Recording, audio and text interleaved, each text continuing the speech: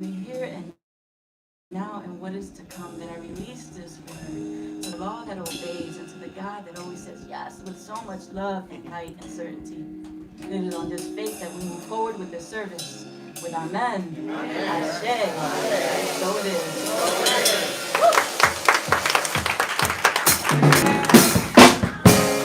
So we celebrate being right here, right now. The past is gone, the future is yet to come, and we are here now. Yes, yes? Beautiful. I can feel my feet on the ground. I'm in the present moment now. What a joyful place I found. Here in the present moment now.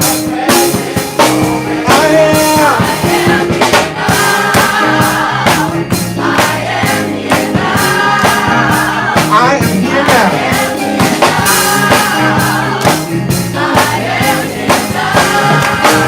Leaving all my worries at the door. Opening to more love and joy. Celebrate with me here and now. We're in the present moment now. Here we are.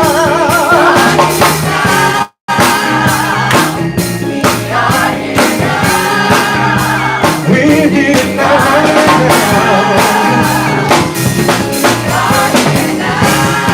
Now just take a breath. We sing, I breathe in, I breathe out. I'm in the present moment now. This is how you return to the present. Bring your attention to your breath. Put your hand on your heart. Breathe in and breathe out and say, I am here now.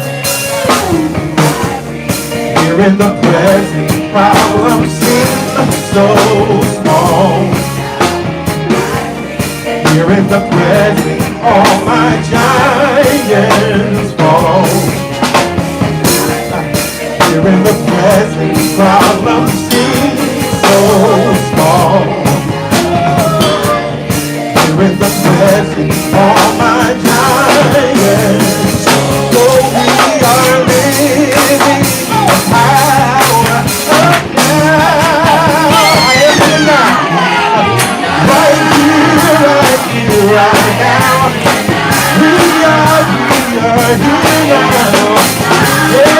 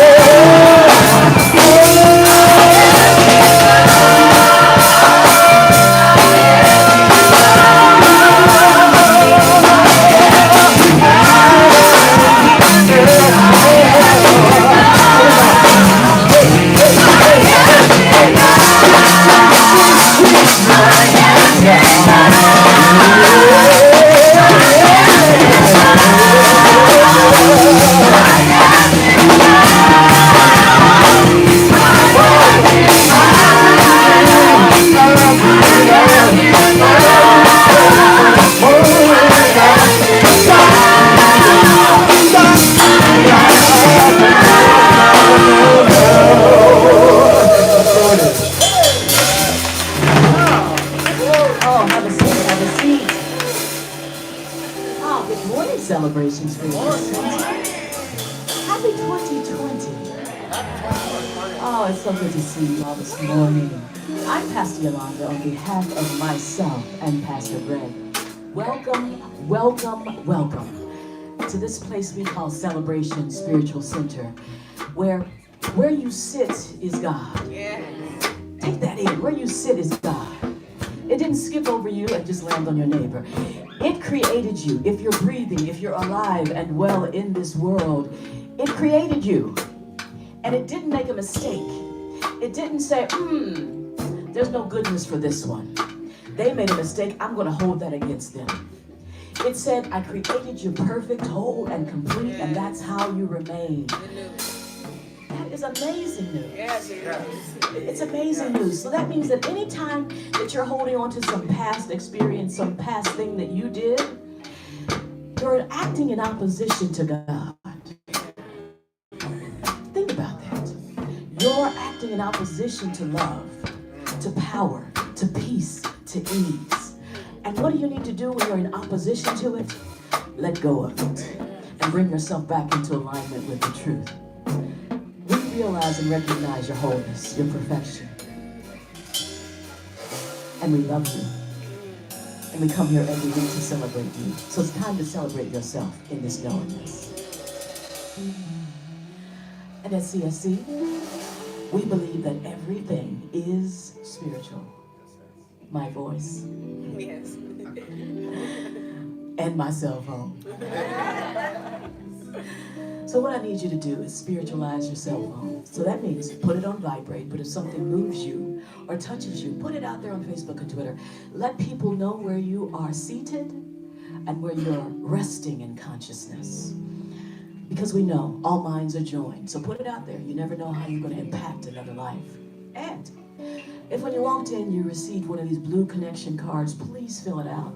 Turn it over on the back, especially your email address. Drop it in with your offering and we'll put you on our mailing list. We are going into year 7 at CSC.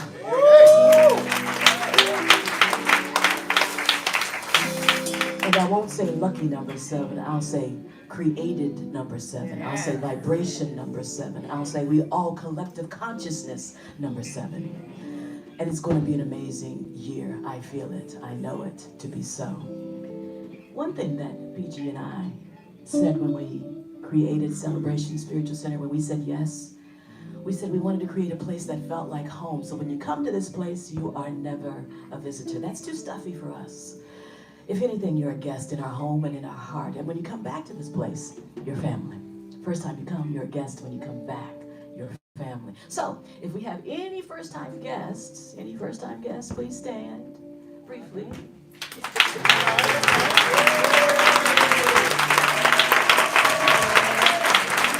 Thank you so much for being here. And remember, the first time you come to CSC, you're a what? Yes. And when you come back, you're what? Yes. Let's all stand and greet each other like that. We are a family, like a giant tree, reaching out towards the sky. We are a family, we're so much more than just human kind. We are a family, like a giant tree, growing stronger, growing wiser. We are growing free.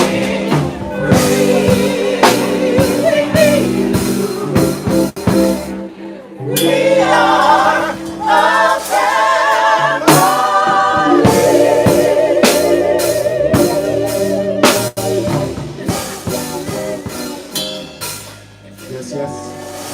Yes, we are.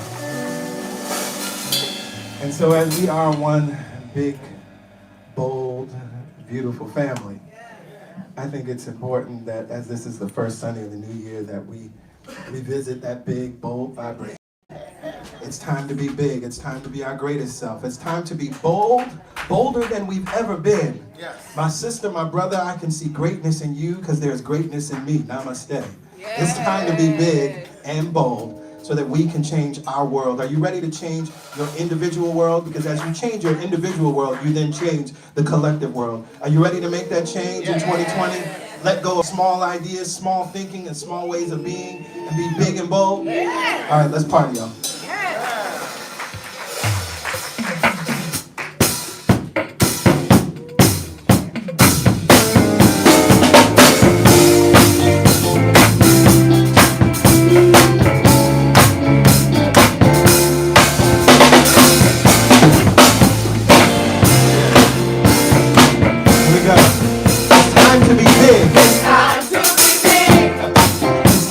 Our greatest self. It's time to be our greatest self. It's time to be bold. Bolder than we've ever been. Bolder than we've ever been.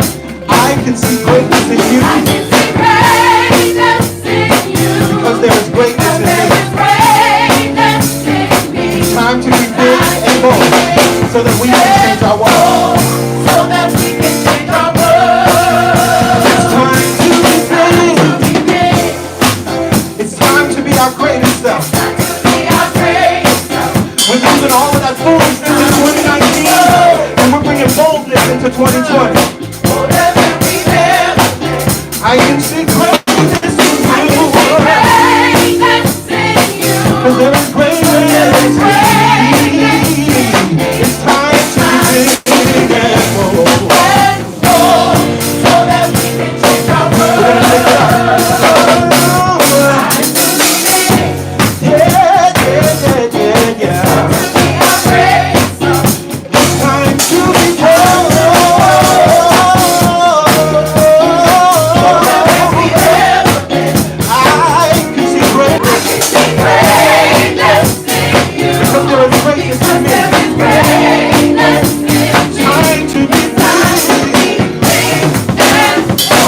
We can change our world.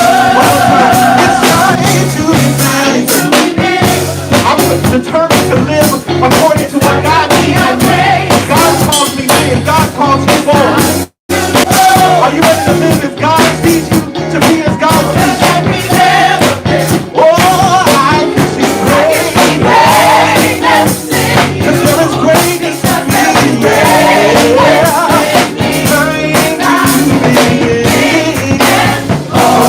Change our world.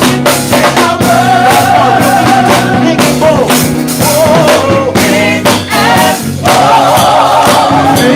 bold. Big and bold.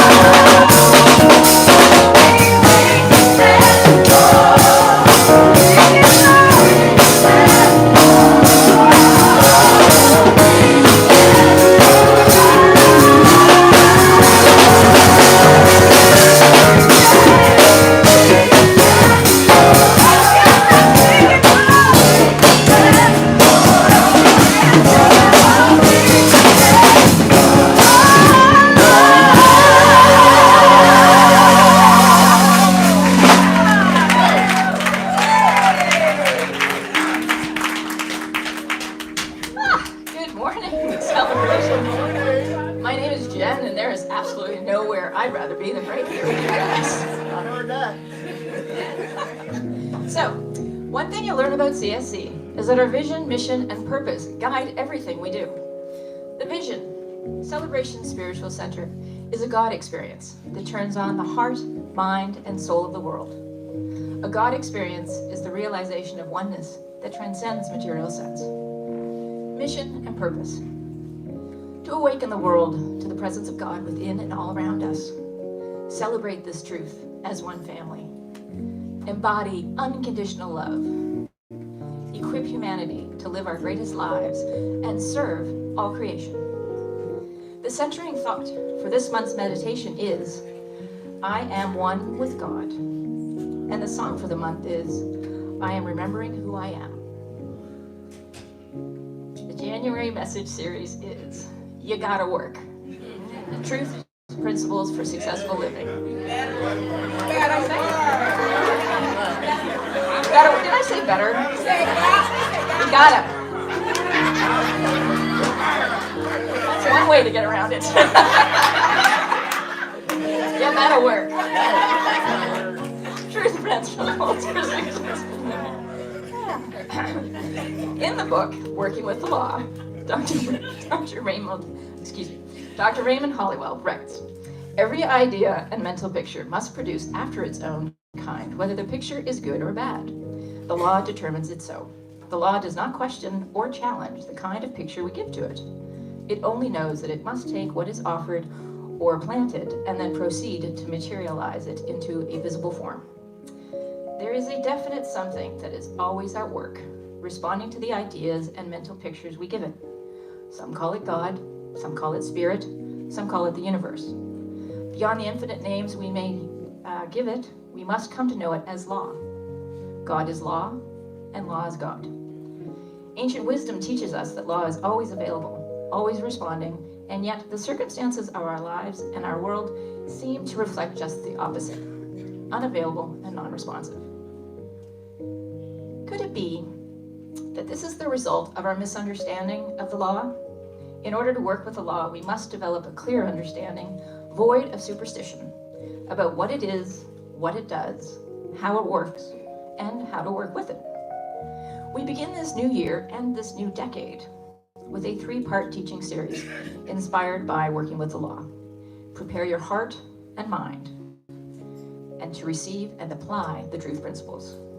As you come to know the law, you can work the law.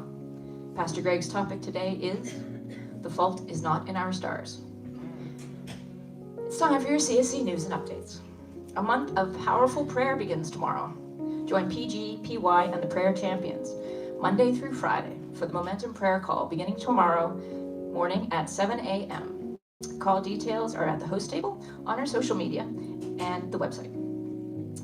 Start your morning in the right vibration and let the momentum carry you through the day. If you can't join live, and believe me, you want to join live, you can always listen to the playback anytime. Giving statements.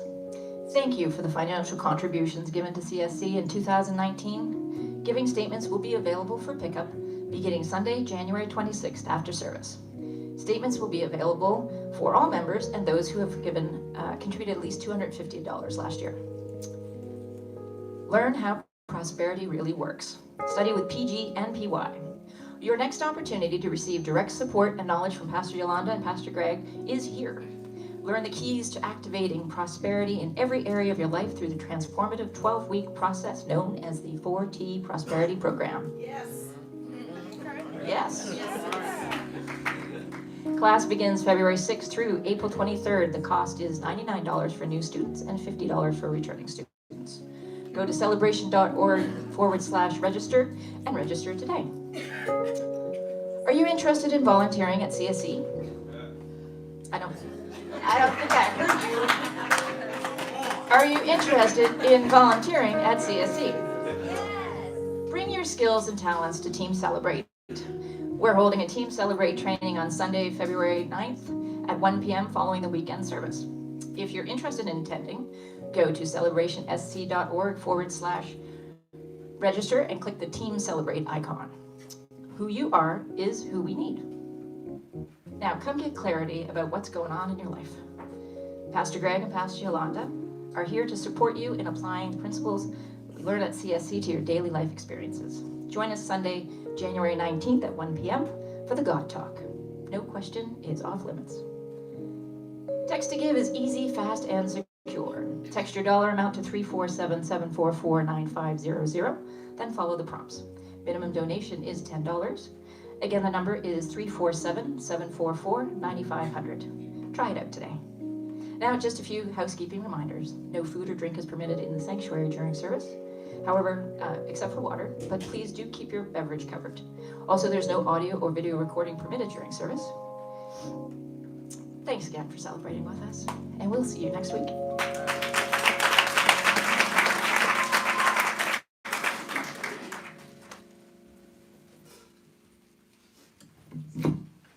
Well, we've come to the time in our service that we dedicate, allow, and receive this connection to infinite intelligence. The same source of infinite intelligence that is willing to guide our every action, our every step, our every breath. I like to begin the new year by remembering something very profound. The one thing that separates our love response from our fear response is knowing that we are one with God, one of this divine presence we call God. And any time that we're in fear, doubt, and worry, it is because we've accepted an alternate reality that is based on fear, insecurity, lack, and limitation. If God is all there is, then prosperity, harmony, and peace is all there really is.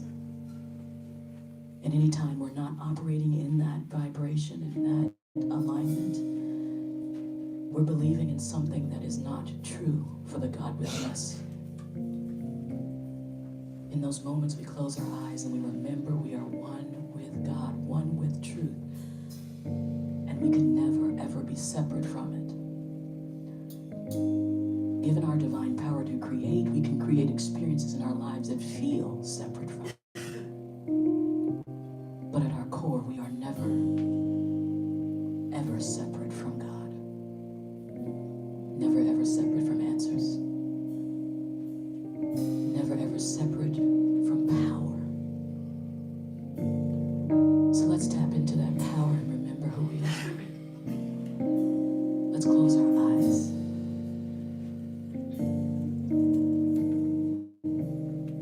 And begin by noticing the breath.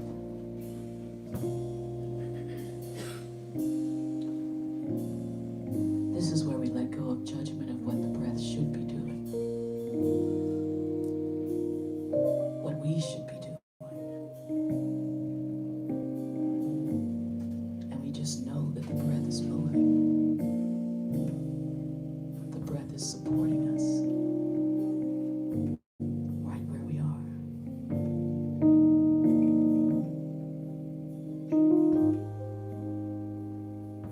There's something else happening in the room.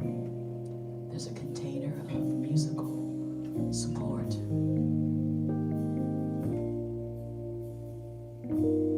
that our ears are activated by, that our breath is flowing in rhythm with, all supporting us in remembering who we are, one with God.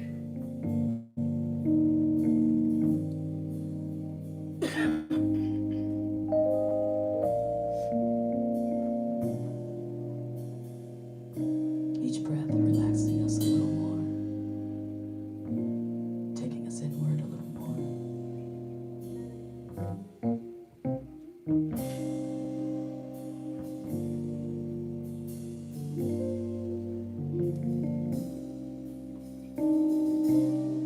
And from this place, this container that we're creating right now, let's begin to relax the body more.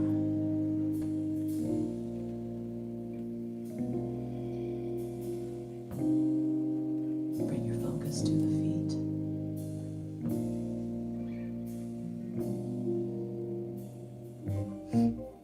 Relax the feet.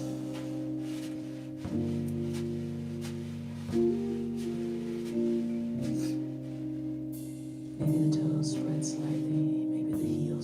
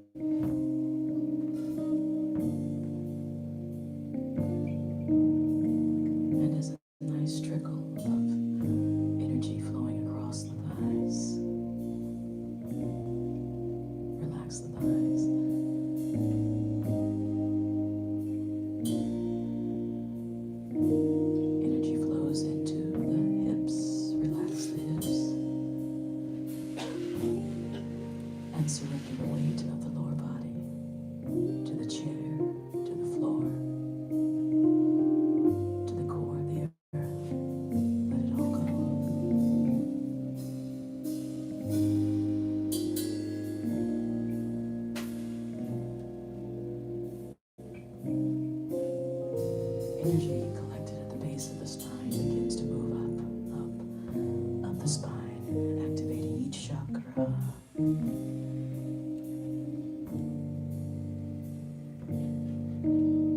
your mind, see them all spinning, equally balanced, equally open. As we cross the heart space, the throat, the third eye, out the crown, energy gathers above us all. The one mind, the one power, the one presence in this room. We are connected to this one mind. We allow it to be our mind now.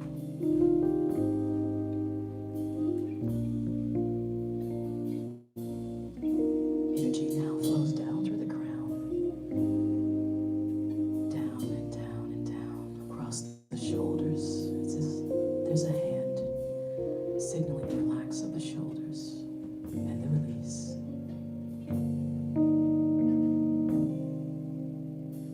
Traveling down the arms and out the fingertips.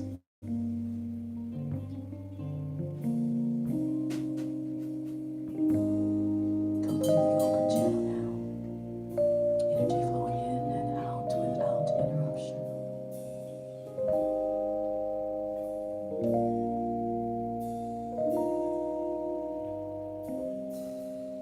Now let's breathe together as one mind, one body, one presence. Bring your focus to the right side of the body. Together, inhale up the right side. Hold it there. Exhale down the left. Inhale up the left side. One body. Exhale down the right. One mind. Inhale up the right. Hold it there. Exhale down the left. Inhale up the left. Hold it there. Exhale down the right. Few more rounds of this one mind being activated in you.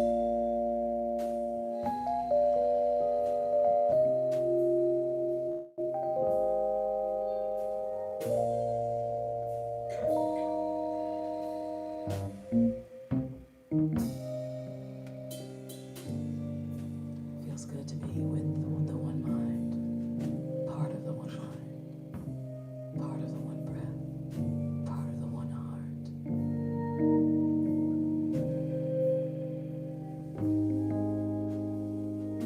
Now bring your focus to that heart space centered of your chest. Imagine that light there.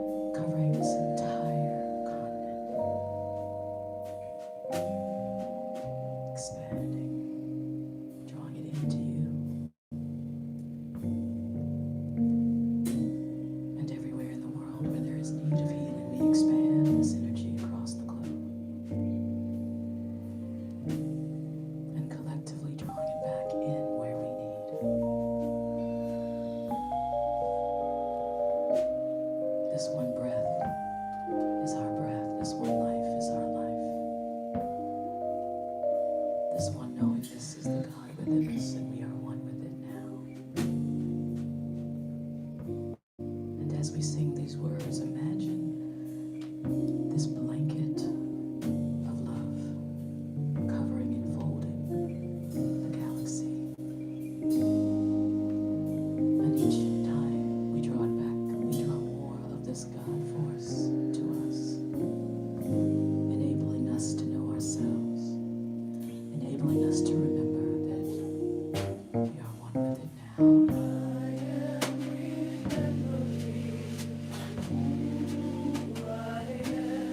Nice and simple. I'm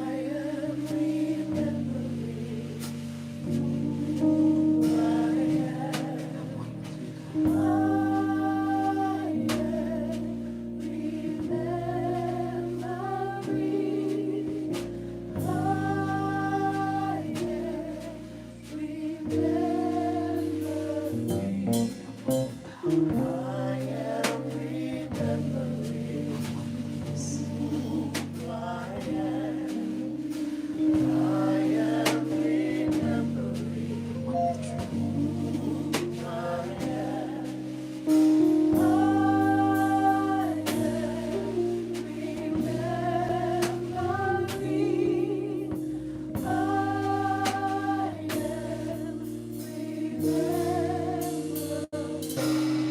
As we go into our silent time, you just take that journey.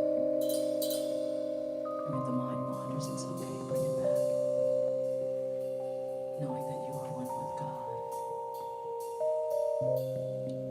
And let every voice but that loving voice be still now.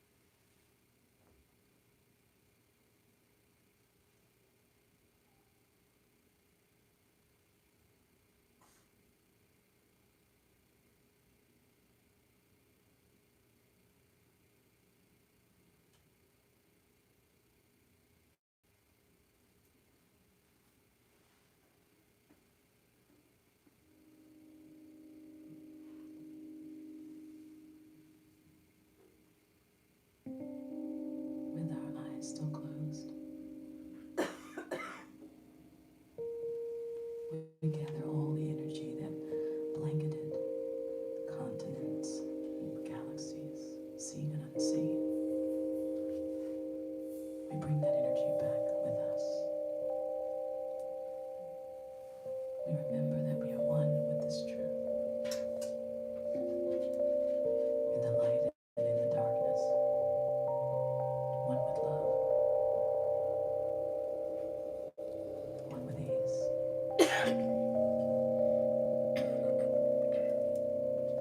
one with our true self.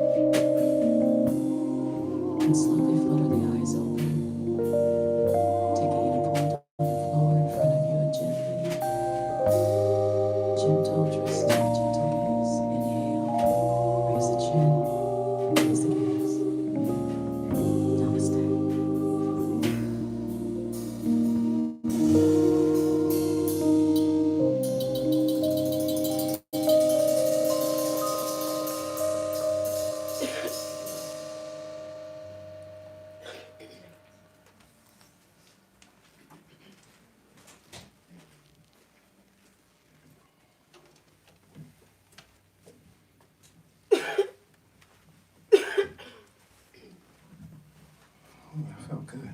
Yes, yes. And so as we are here in our first service of 2020, moving into the 7th year of CSC, my heart is full of gratitude. And what we know to be true when we talk about gratitude so often, there's two things that I say all the time.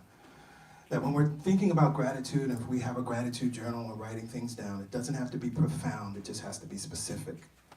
So often we feel like we can't be grateful unless we win mega millions. We can't be grateful until something big, something huge shows up in our lives. Oh, I'm grateful for that big thing. It doesn't have to be profound, it just has to be specific. You have to be able to put your mind to be able to name that thing, whatever it is, and it can be very simple. Take a breath in. Exhale. Are you grateful for that? Yes. Do you realize that in the moment that you just took that breath in, you didn't have to worry about or calculate the billions of people that are on the planet, and will there be enough for everybody else if I take this breath in? Oh my goodness, if you start to contemplate the availability and abundance of breath, you will find yourself infinitely grateful. And so the second piece is that when we understand that it doesn't have to be profound, it just needs to be specific. The other piece is that we are not taught to be grateful for all things, but to be grateful in all things. It's like that stillness in the middle of the storm, that perfect stillness that's in the eye of the hurricane. Even in the midst of all that turmoil, there's absolute stillness, and you can find that place. You can find that place of gratitude, even as the winds and the waves are moving all about. And that is your anchor. That is what actually allows you to move through the experience. Because every experience is temporary. Did you know that? Yes. Every experience is temporary. This is why we do not give much credence to the high, joyful, ecstatic place any more than we give any credence to the desperate, down, low, despair place. Every experience is temporary. And we can be grateful in all things. So this song is a song of gratitude. If you know it, of course, I invite you to sing along with us. I am grateful.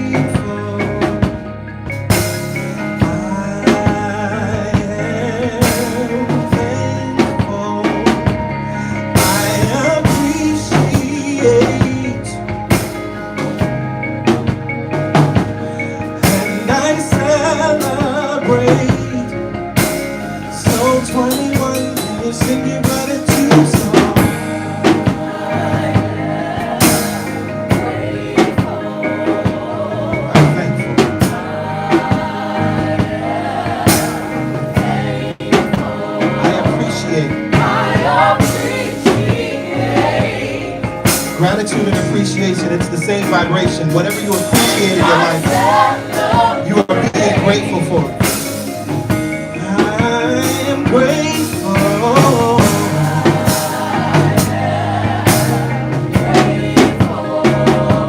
I'm thankful.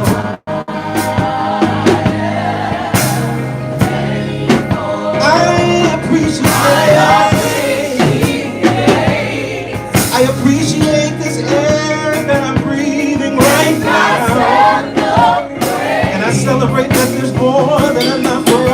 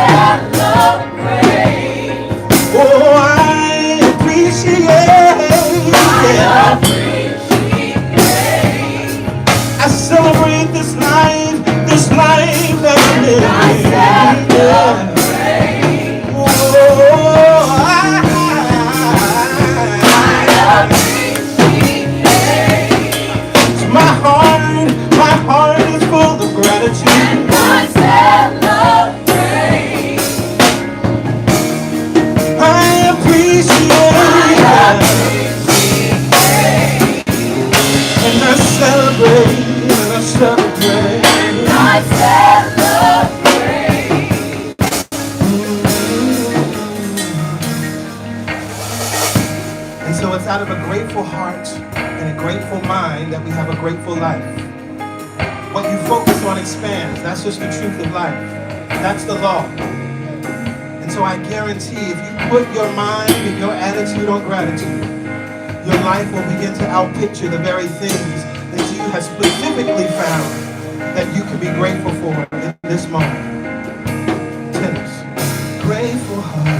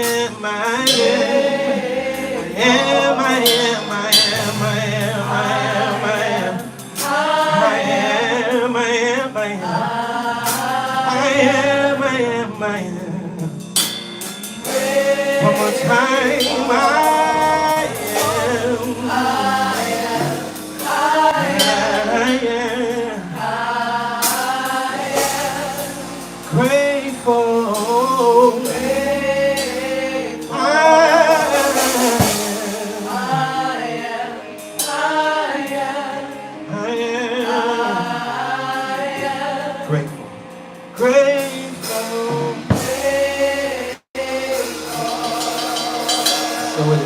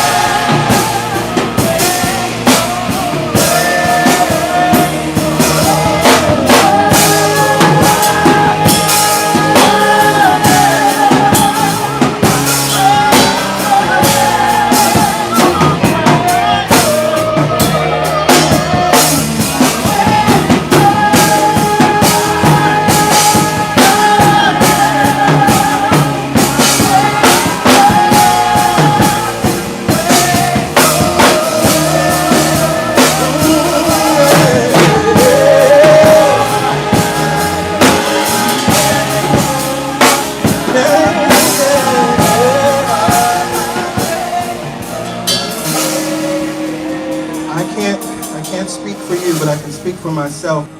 I would not call 2019 an easy year for me. It had its challenges. But the thing that sustained me through 2019 was that I found that I can be grateful in all things. The thing that carried me through 2019 was I focused on the specific when I didn't see the profound. The thing that moved me through 2019 was that I knew that I could be grateful in all things. And I held fast to that.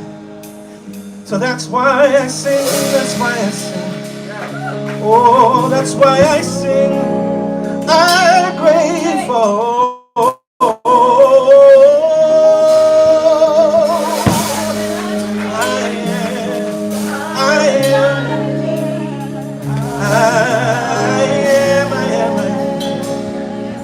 So grateful. Any problem or challenge that I experienced in 2019 is a blip on the scale of eternity. And guess what? We're eternal beings. It's a blip on the scale of eternity. Do not relegate or diminish your life to a moment, even if it was 365 days. It's just a moment in the mind of God and in your mind, because God's mind is your mind. You are eternal beings. Lord have mercy.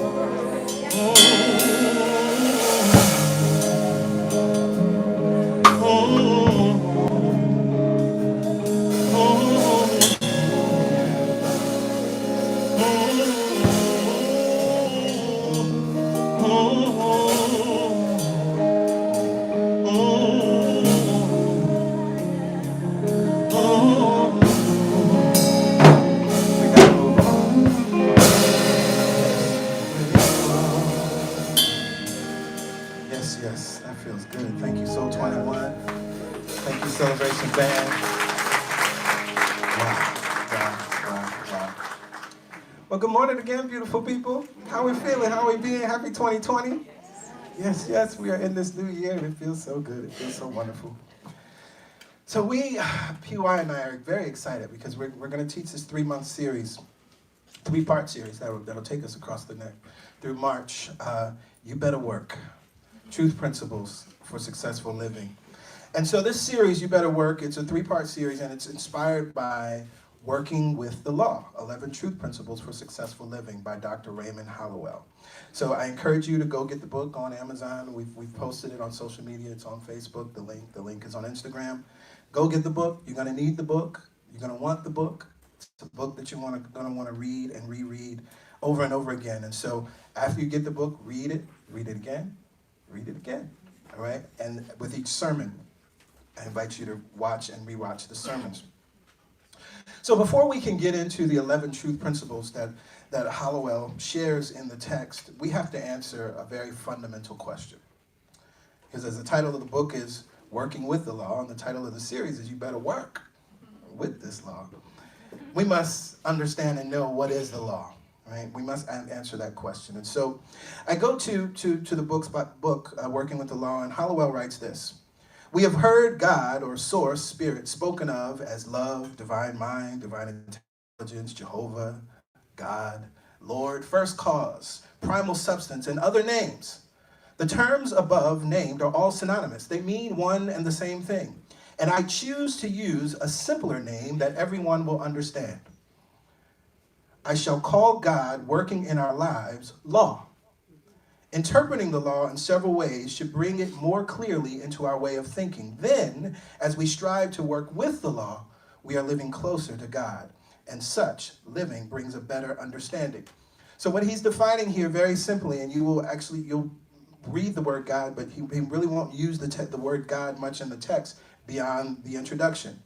God working in our lives equals law. Okay? So when we're working with the law, we're working with God working in our lives. And he goes on in the text, every idea, and you heard this in the sermon synopsis, every idea and mental picture must produce after its own kind, whether the picture is good or bad. The law determines it so. The law does not question or challenge the kind of picture we give to it. It only knows that it must take what is offered or planted and then proceed to materialize it into a visible form. So here we're understanding how the law works, right? That what it does, it takes ideas and mental pictures and produces after its kind. It doesn't matter whether that mental picture or that idea is good or bad. The law doesn't care. It simply does not question it or challenge the kind of picture we give to it. It only knows that it must take what is offered and planted and then proceed to materialize it into visible form. So when he talks here and writes here about ideas and mental pictures, the way I like to talk about it is our pattern of thought or our belief systems.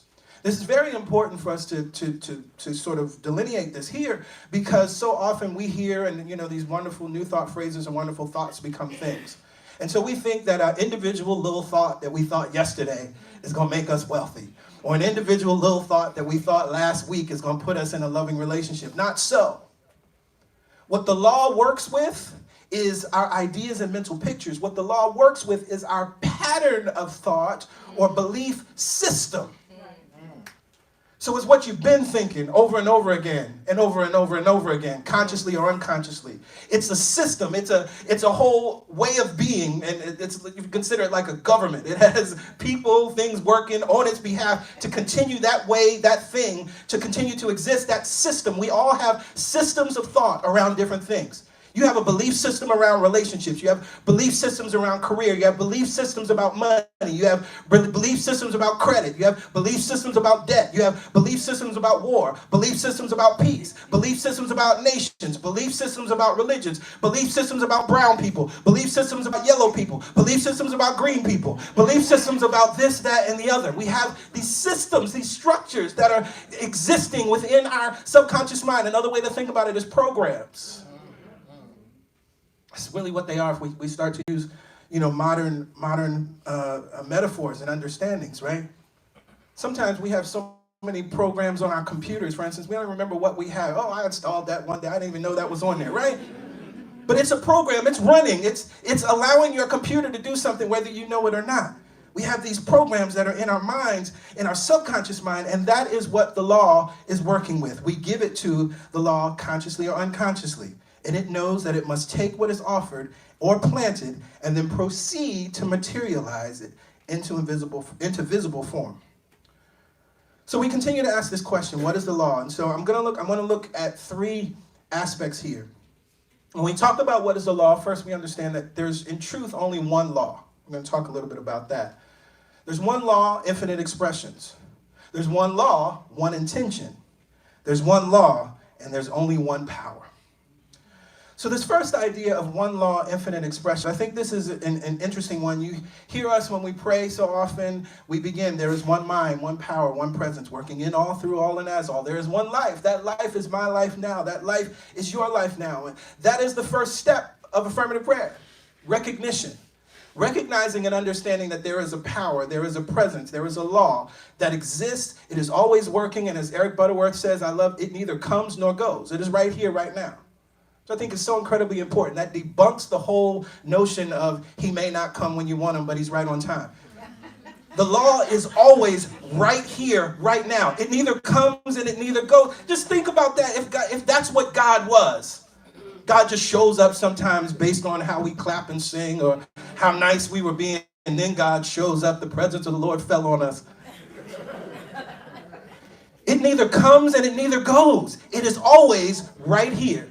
Right now, that is good news. I could run around this whole space just off of that. And so we recognize that that's very, very important, right? And so we speak that there is one mind, one power. It is right here, right now. And so many people have asked me, and they've asked PY, and it comes up in classes from time to time, because we hear about these different laws, and we're going to talk about, the law of success and the law of thinking and all of these wonderful things. Well, PG, PY, how many laws are there? And so here in this text, working with the law, Hallowell takes us through 11 laws or 11 principles. If you study Abraham Hicks, and I taught an Abraham Hicks masterclass last year, Abraham says there are 3 universal laws that you must understand and know. If you read or studied the Kabbalion with me or on your own, the Kabbalion teaches 7 hermetic principles, right? Now, the interesting thing about this is that, again, there is one law, infinite expressions. And it reminds me of an ancient story that comes out of India that I'm sure many of you have heard. It's about the blind men and the elephant. You know about the blind men and the elephant? Beautiful story, right?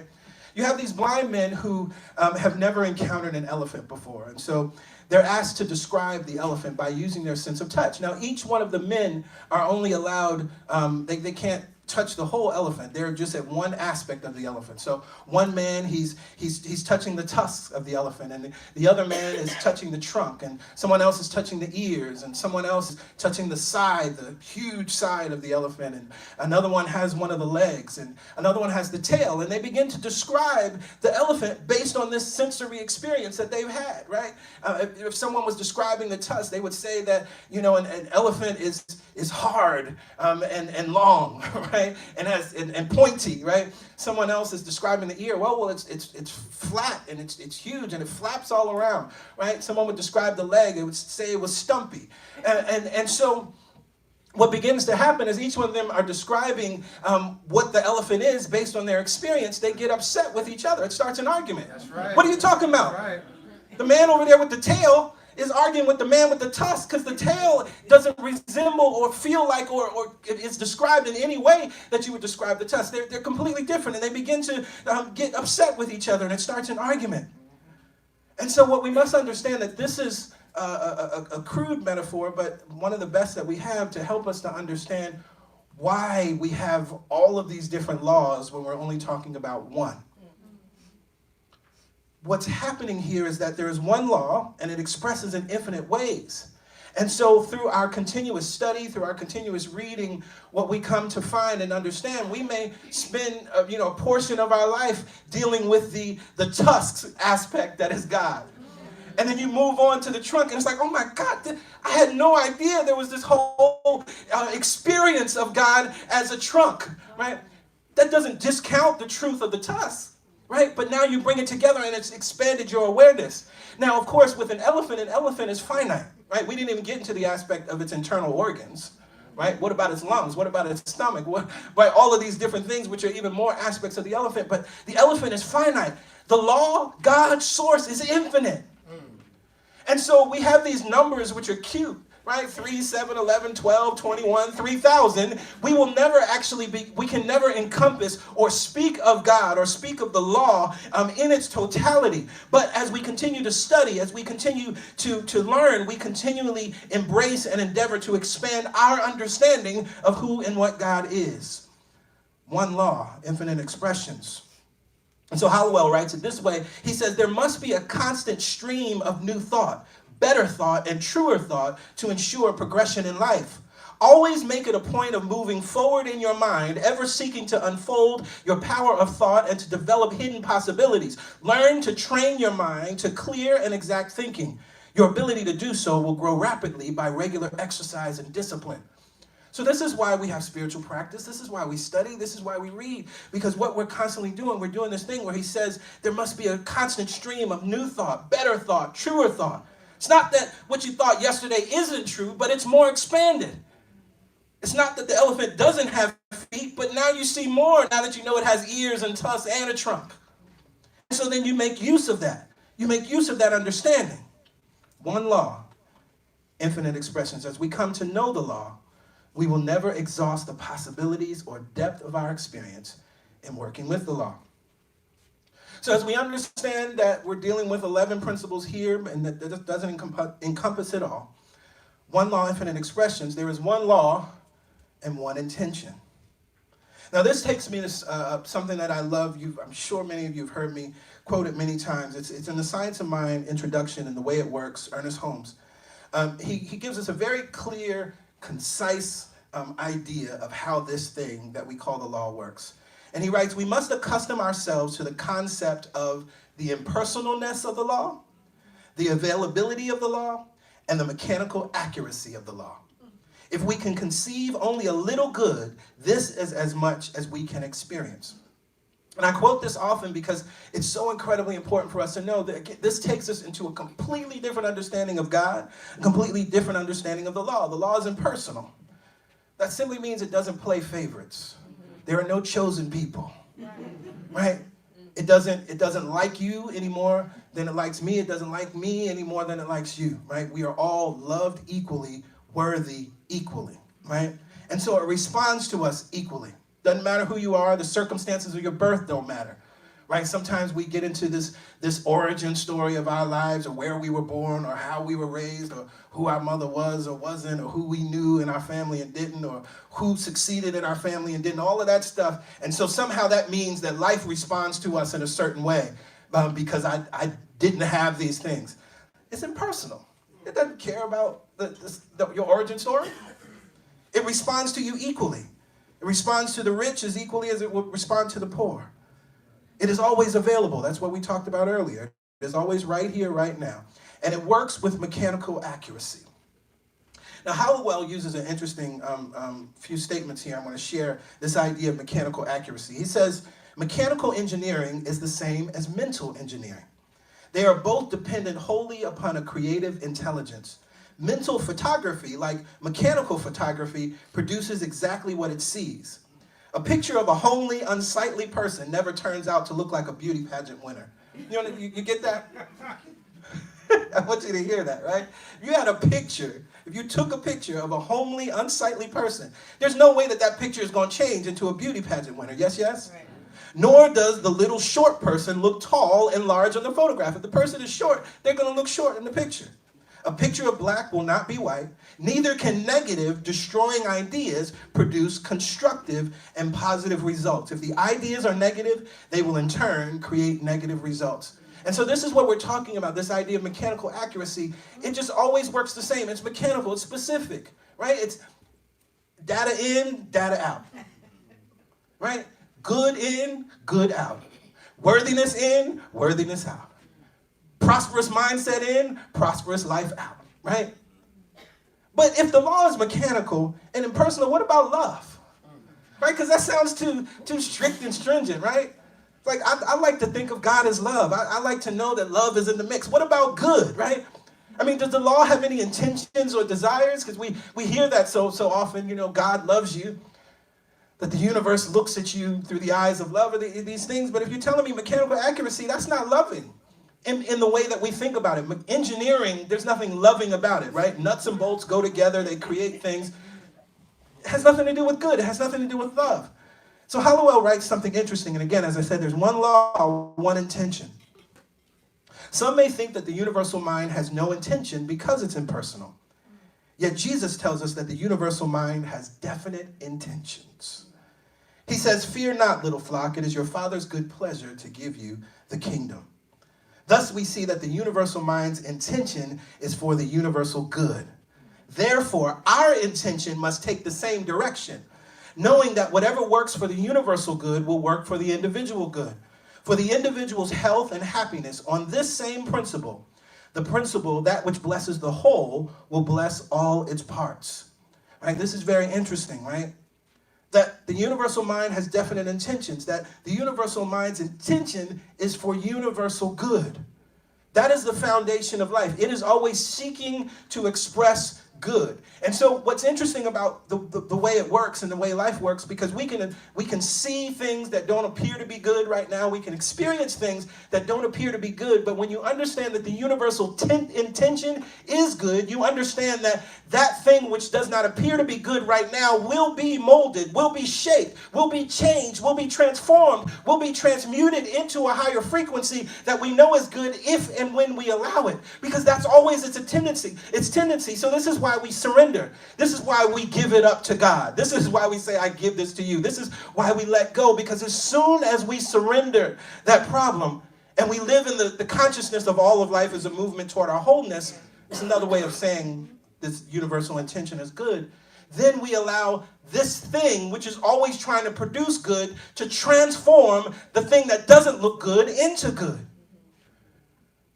And this is for me why I always love to talk about understanding universal substance and thinking of life like Play-Doh, thinking of it as something that can be molded. Or thinking of it, another example I use so often is, because the intention is good and universal good, it's like when you're writing with a pencil. You're writing with a pencil and you make a mistake. You don't freak out. You just turn the pencil over, erase, and start writing again. Because your intention is universal good. Your intention is to have something that's legible. Your intention is to have something that people can read, that you can go back to, or someone else can. And so you always have the capability and ability to reshape that which you wrote, even that thing which was not intended, which was not good. You have the ability to reshape it. That's how life works. That's how life works. Because that's the universal intention, but that requires our surrender. That requires our yes. That requires our permission. That requires our allowing. He goes on, he says, when our intention becomes reconciled or cooperative with the universal intention, then we become an expression of that good. This is working with the law. When man's intention as God's intention is as God's intention and not just a mere personal caprice, a force is called into action, which gives direction to the undirected mind power. So always in our lives, the very first thing you can ever do, when you feel like your back is against the wall, when you feel like all is lost, when you feel more challenged than you ever felt in your life, that is the opportunity to surrender. That is the opportunity for extraordinary trust. Now, again, what are we trusting in? We're trusting in there's this law that is always working. It works with mechanical accuracy. It's impersonal. Right? We're trusting in that, and we know that its intention is what? Good. That's the only reason we can surrender. And the interesting thing about it is we surrender and we trust in the airline pilots. We surrender and we trust in the bus driver and the subway driver and the train driver. We surrender and trust in our Lyft and Uber drivers. But somehow we can't seem to trust in this thing that its intention is, as Jesus said it, our Father's or the universe's or the law's good pleasure is to give you the kingdom. What's the kingdom? The realm of everlasting good. One law, infinite expressions. One law, one intention, universal good. And finally, one law, one power. In order to work with the law, we must align with this universal good. Yes, yes? This is the universal underlying intention that gave birth to the expression of life and its continuous unfolding and evolution. But most of us, most people live unaware of this universal good. Most live as though there is someone, something, some God, some force, some demon, some devil, some evil that is causing them pain or is the architect of their calamity. Now, Hollowell writes this. He says, all this gives rise to the belief that we are victims of circumstance. Circumstance over which we have no control. Such belief makes us fatalists and karmic addicts. Ooh, that's deep. Instead of masters and controllers of our destinies. A fatalistic belief is contagious. I just want to sit with that for a second. A fatalistic belief is contagious, right? It's like complaining is contagious, right? You know, I know there's stuff going on and 45 is acting crazy. I know he is. But if we get into this fatalistic conversation of all of what's going to happen, that's contagious, yes? And I know all over my Twitter feed and everywhere, that's what I've been seeing, right? Is that contagious conversation, a fatalistic belief that all is lost. Oh no, this is the end, World War III, et cetera, et cetera, et cetera.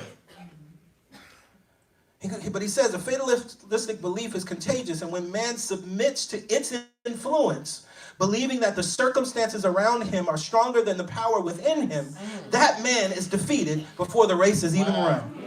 Lord, have mercy. A fatalistic belief is contagious, and when woman or man submits to its influence, believing that the circumstances around her or him are stronger than the power within you, that person is defeated before the race is won, before the race is even run. And so we must recognize that there is one law, one power. And here's the thing, we're either working with it or we're working against it. Ernest Holmes says it either becomes our servant or our taskmaster. That's cold. That's cold. And again, now, this is a different way to think about the law, to think about God. That God, the law can serve you or it can whoop you. That's what we're talking about, right? It's going to say work, work, hustle, hustle, right? Grind, grind. Or it can be your servant and say, how may I help you? How may I serve you? How may I bring good to you today?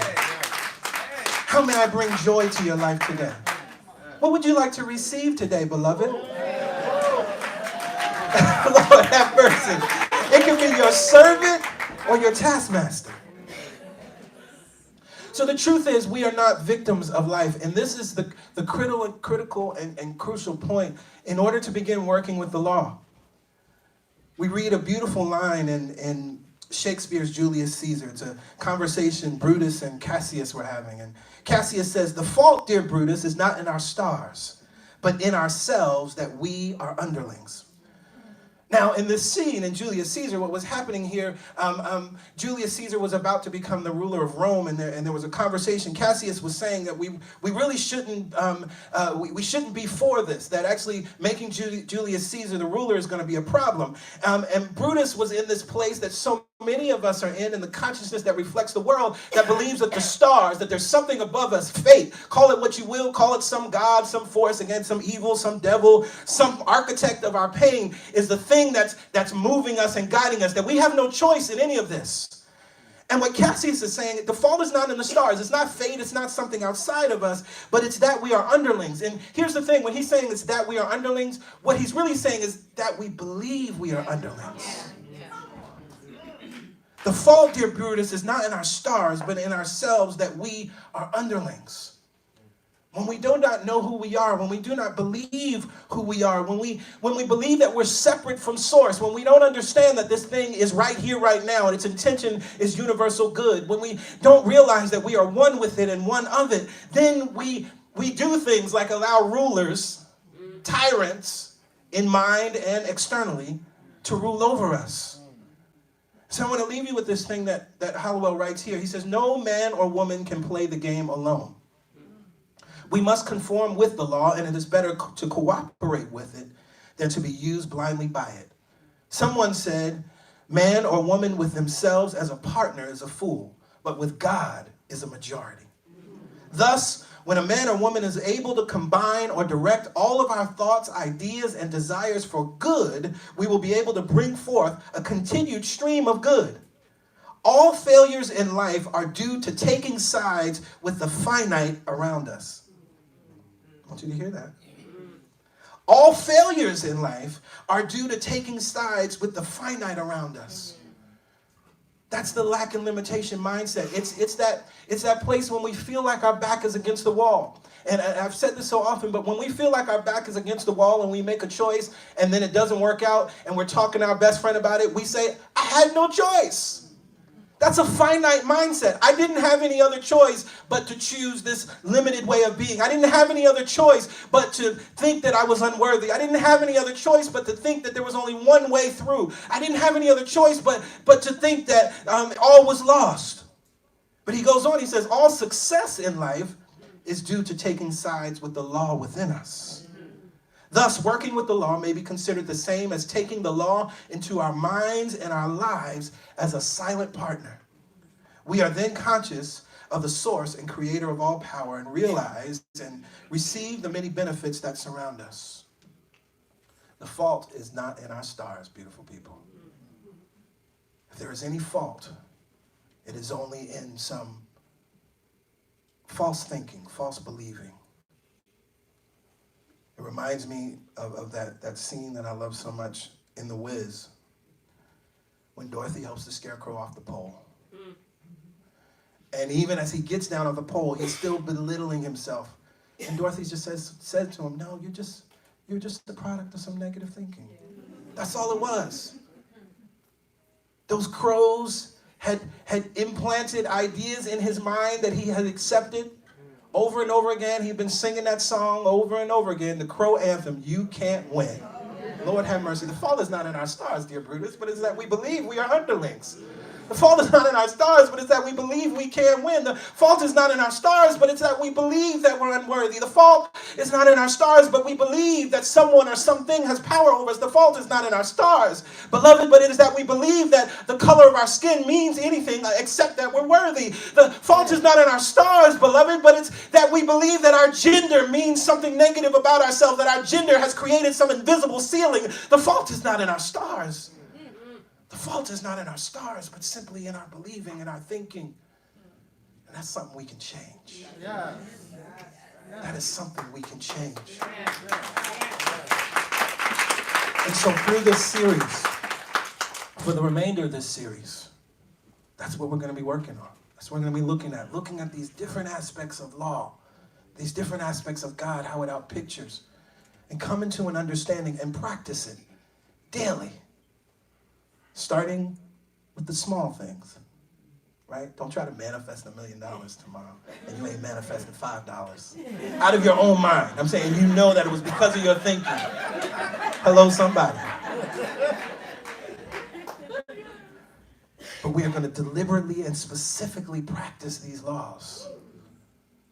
The law of thinking, the law of supply, the law of attraction, the law of increase, the law of giving and receiving. Oh, Lord have mercy. It's going to be a good time we're going to have. And I believe that we as a community are going to prosper in profound ways. With that, I invite everybody to stand. I don't think Shakespeare knew he was going to be quoted in church in 2020. It's all right. And so we take a deep breath in right here and right now. We exhale. We take another deep breath in and we exhale. I am so grateful and thankful for the breath. So grateful and thankful for all of the things that it reminds me of. It reminds me of abundance. And I know the principle of correspondence, as above, so below, as below, so above. So if there is abundance of oxygen, so there is an abundance of good thoughts. If there is an abundance of oxygen, so there is an abundance of new ideas. If there's an abundance of oxygen, there is an abundance of God in action as money. If there is an abundance of oxygen, there is an abundance of worthy ideas. There is an abundance of solutions. There is an abundance of clarity. There is an abundance of genius and genius ideas and genius thinkings. If there is an abundance of oxygen, there is more than enough for me, and there is more than enough for my sister and my brother. There is one mind. There is one power. There is one law. It is working in all, through all, and as all. There is one life. It is my life now. There is one life. It is your life now. It is expressing in, through, and as each and every one of us, individually and collectively, simultaneously. This life is expressing as the clouds. This life is expressing as every color. This life is expressing as the sky. This life is expressing as our planet. This life is expressing as all planets in the solar system, the entire galaxy, every star and every galaxy. This life is expressing simultaneously and individually as every plant, simultaneously and individually as every animal, simultaneously and individually as every molecule, simultaneously and individually as every atom, simultaneously and individually as every electron, simultaneously and individually, on the atomic level and on the macro level. It is expressing itself. It is expressing, and it is always right here, right now, for it is omnipresence, everything and everywhere at all times. And so as I recognize that it is right here, right now, as I recognize that it neither comes nor goes, and I recognize that I am one with it and one of it, I recognize that each and every one of you, my sisters and my brothers, and each and every person that is within the sound of my voice, you are one with it and one of it. You are the wave and God is the ocean. And as I speak from this consciousness, I now speak this prayer affirmatively from a place of faith and expectation, knowing that universal good is the intention of life. So right here and right now, I climb aboard the SS Universal Good. And I allow that ship to carry me. I allow that ship to carry me out of the port and carry me into a place of my dreams realized. I allow that ship to carry me into a place of my vision made real before my very eyes.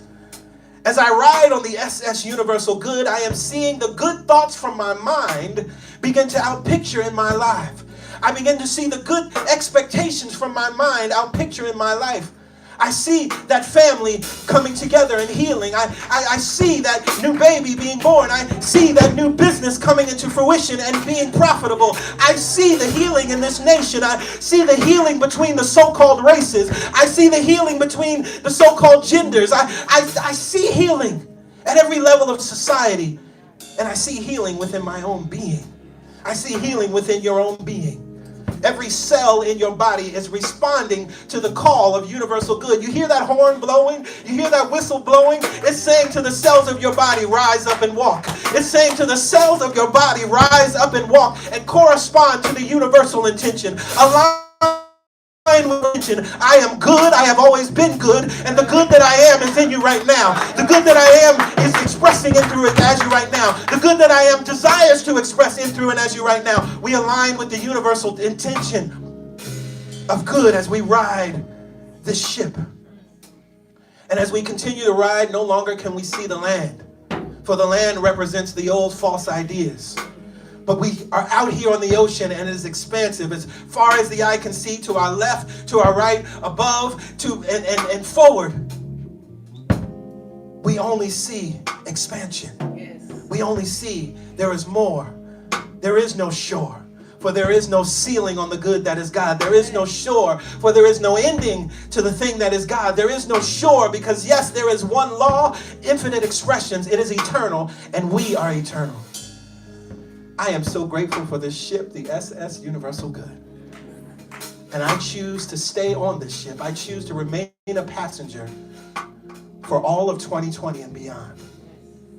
I let this good be the good of my life. I let this good be the good of my family. I let this good be the good of our community. I let this good take me to places that are beyond even my wildest dreams.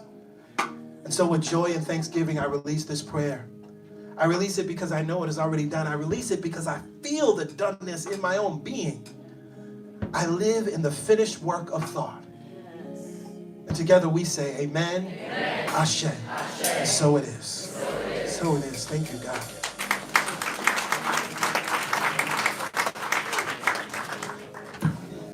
Have a seat, everybody. Have a seat. Powerful message today. And based on that message, I have one question for you. Have you purchased your ticket? Have you purchased your ticket on the ship that is the SS Universal Good? All right, I ain't trying to do no second message today. How many times have we been in a place of darkness and we failed to remember that there's only good and I am one with that good?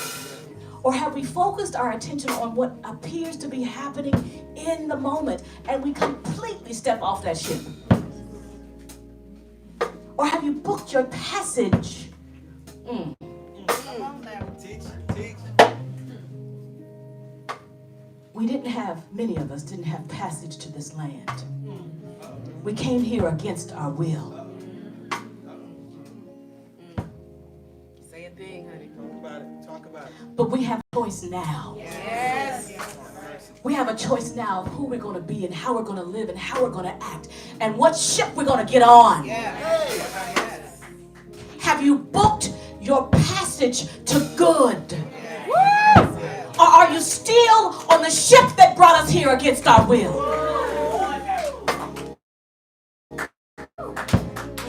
And it doesn't matter what your origin story is. You have the opportunity to book a flight, to book a passage on whatever thing is moving for you to your good. You are good because God is good. And you're not separate from that good. Anytime I'm in darkness, I remember this thing. There's one mind, one power, and one presence, and I am one with it now. So whatever I'm seeing is not in alignment with that good. Let me step my feet up on this ship. Yes. Let me put my luggage in my cabin. Let me remember that I'm one with the good. And then let me just sail on His goodness. This week, are we going to sail on in the goodness? Are we going to sail on in the goodness? Or are we going to keep ourselves where we were before? Thank you, Pastor Greg. Thank you. That thing is good. That's real good. Have mercy. Well, it is time to prepare for giving. And so if you need an envelope or you need a pen, please just raise your hand. Our ushers are happy to serve you. See, we have a few hands. Beautiful, beautiful, beautiful. And so here at CSC, we talk about giving in a very specific way. We say the same thing, and we'll continue to say the same thing. Because the truth in giving is that it's not about the amount that you give, right? I know, and I was raised and operating in that consciousness at points in my life of, getting in the $100 line, getting in the $500 line, getting in the $1,000 line. Yeah. I get it. I've lived that. But what I've come to understand is that the amount that we give is not where the power in giving is. It's what's behind our giving. See, because many of us have been shamed into giving and we've been guilted into giving, and so then that's what we're actually depositing into the law. See, we talked about this mechanical accuracy, that what we place in the law, it just spits right back out to us. And so we're depositing a lot of shame and guilt when we give that way. So what we teach here is, what's your joy number? What's your joy number? Whatever your joy number is, that's what you give. Now, the joy number is based on this idea of, I recognize that wherever I'm receiving money from, that's simply a resource. That's not the source. It's not the source.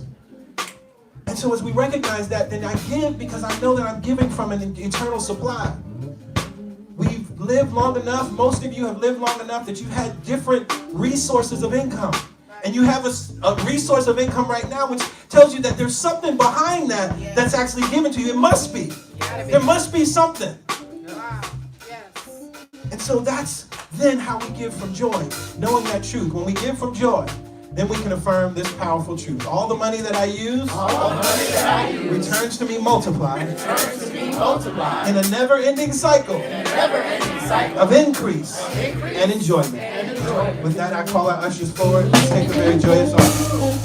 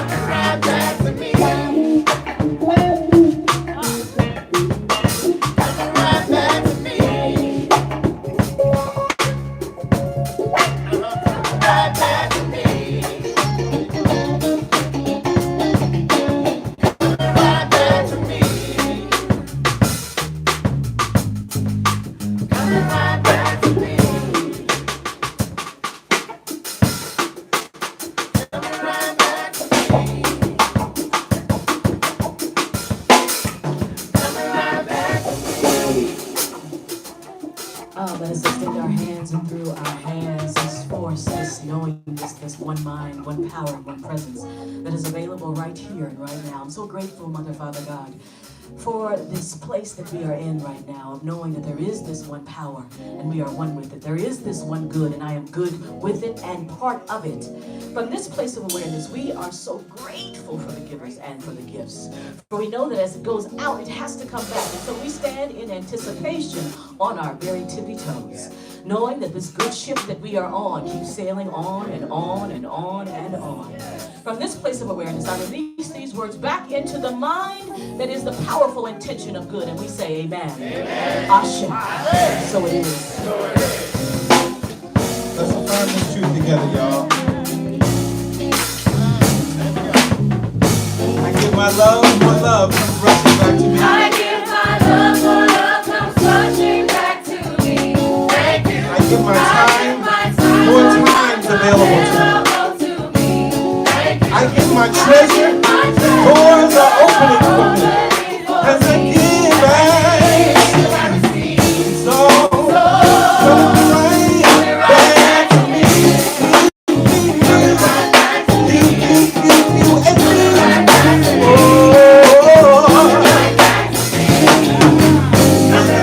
It's coming back to me.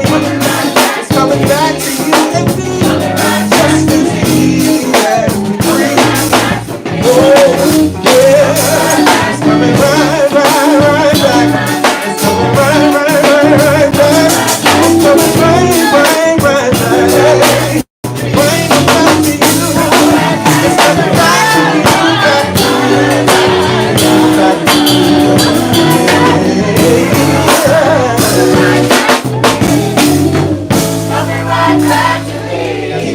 So it is. All right, let's end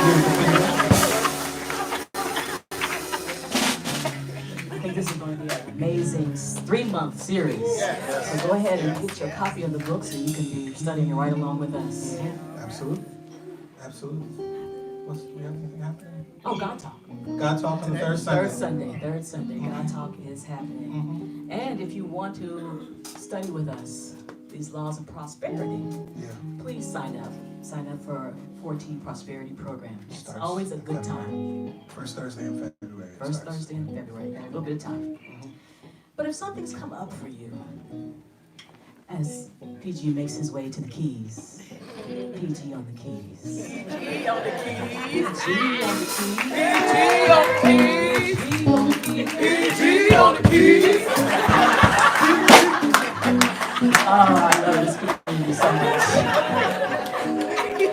If something's coming up for you, somewhere that you feel separate from this God that we speak of and sing about and celebrate our connection to, something that is keeping you feeling that you don't have access to the answers, any fear, doubt, worry, insecurity, any of those negative emotions or belief systems that we've been inundated with. Write it down and leave it on the altar in the back of the room, and Vanessa, who prayed us in this morning, will pray over it all week. We do not beg, bargain, or beseech God. There's no oh please. There's a knowingness within us that we have access to all power.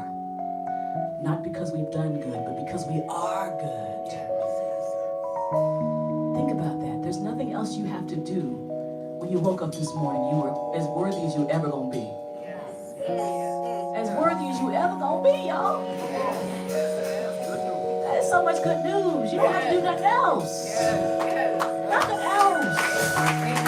But accept this goodness, this worthiness, and live from it.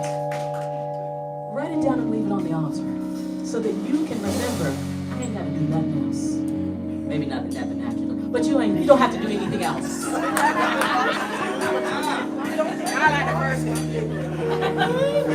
And when you do that, when you release it, what do we say here at CSC every Sunday?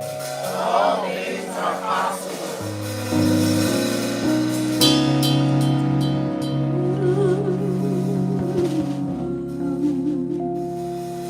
Now, all things are possible. Now every little thing is possible. 'Cause I know who I am, and I know whose I am.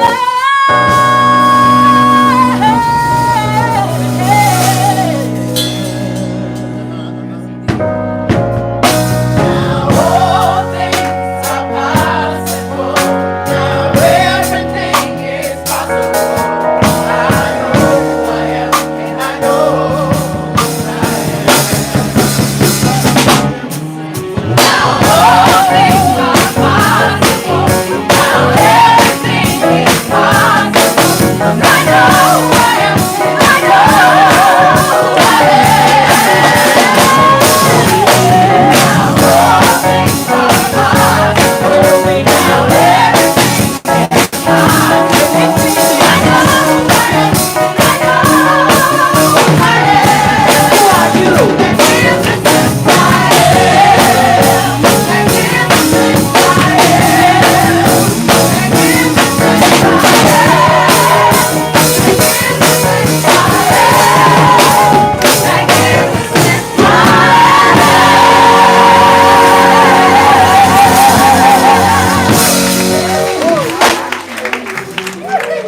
y'all. See you next week.